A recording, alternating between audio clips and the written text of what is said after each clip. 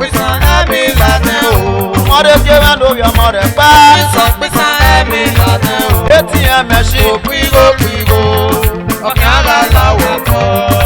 Nico Ostra. Pisan ẹ̀mí lànà o. Nico mẹ́rin lórí àdọ́gba gbé o. Pisan ẹ̀mí lànà o.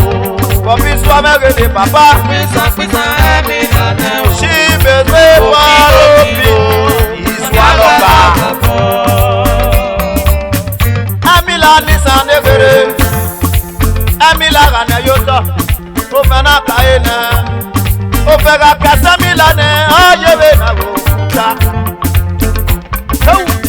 Emila Nissan negere, epansime, opigoro lawa ba o, epansime ni roba, abe epansime ni risiri, opigo, okiara lawa ba.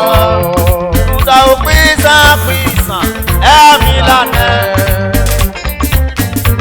ìwé dóra rẹ̀ o òtúmọ̀ ọ̀rọ̀ fi àyà pẹ́pẹ́pẹ́ tọmọ ní mẹ́fì lókè náà mọ́rẹ́ jẹ́ mẹ́ lórí ọmọ rẹ̀ fẹ́ ATM machine ẹ̀mí ẹ̀mọdé kábọ̀rọ̀ pìtó patron olita boys òpìgò ọ̀gá aláwọ̀ bọ̀ muda òfìsàn ẹ̀mí lànà ọ̀gá abẹ́lé ọ̀gá òde ká o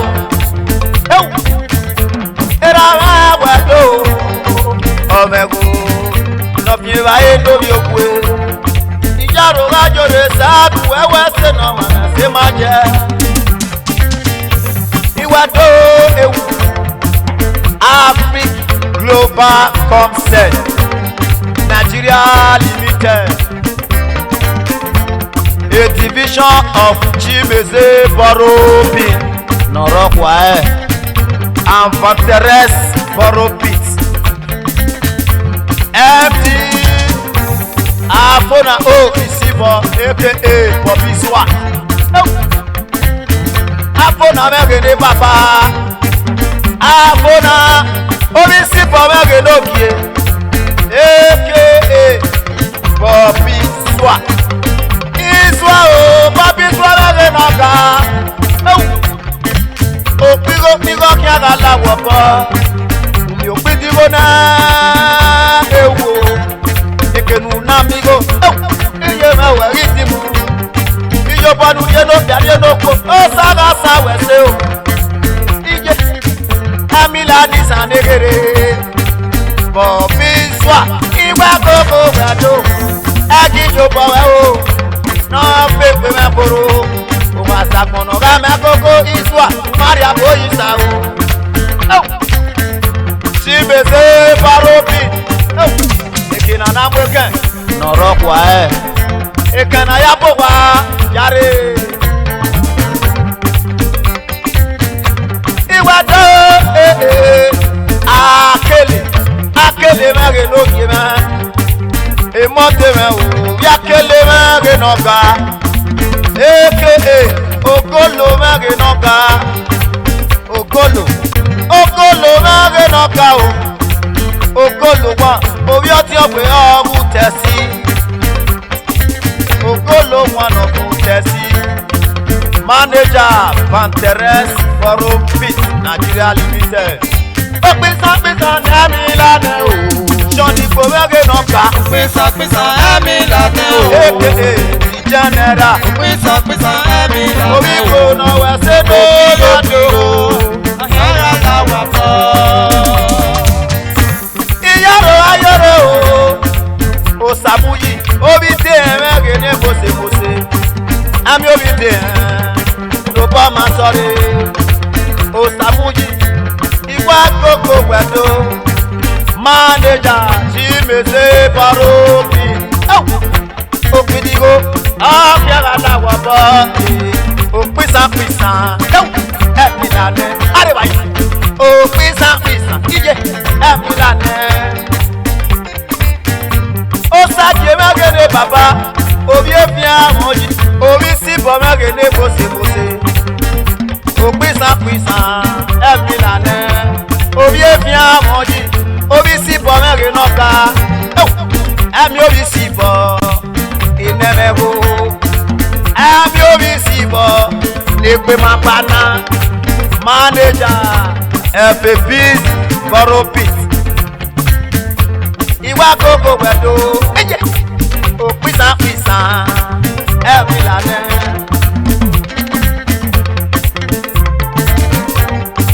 yaga era manokyo omago na tepebu omago no sibia kakemu domani me filoke niko me ono ya do pepe Niko Ostra o Iwa koko wedo ijo bodu uno bi okwe o saga sawese iyaro ayo David na no bi wadia atete one of Bologna City ije o pisa emilane obi okoriomo obi umoku no pawo o pisa emilane okudigo agara la wako o pisa emilane o Niko Ostra Pisa emilane o Opiswa na gele papa Pisa emilane o ATM machine Pigo Agara la wako Johnny Bo Obi gbona wa se no biado Johnny Bo na gele papa e petro me na mi Johnny Bo na gele papa John Igbo aka the general Johnny Bo na gele papa o aka the general my patron general Meginoka you go dey see money dey you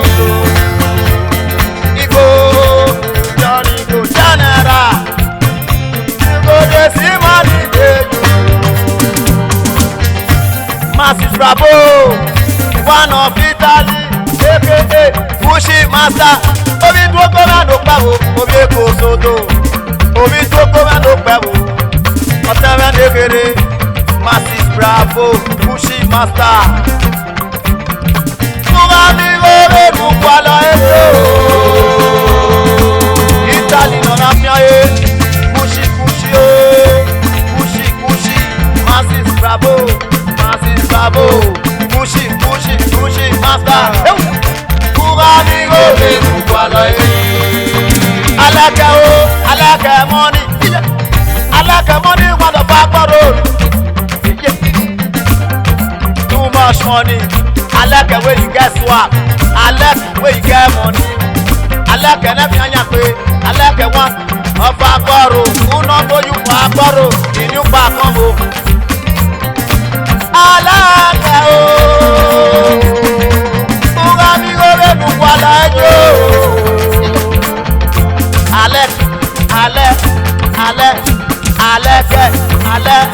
Aleke hey Obe tu follow Giorgio aka Versace one of Italy Versace money Masses Bravo when you go to our Fushi Master Edo Versace Iwe do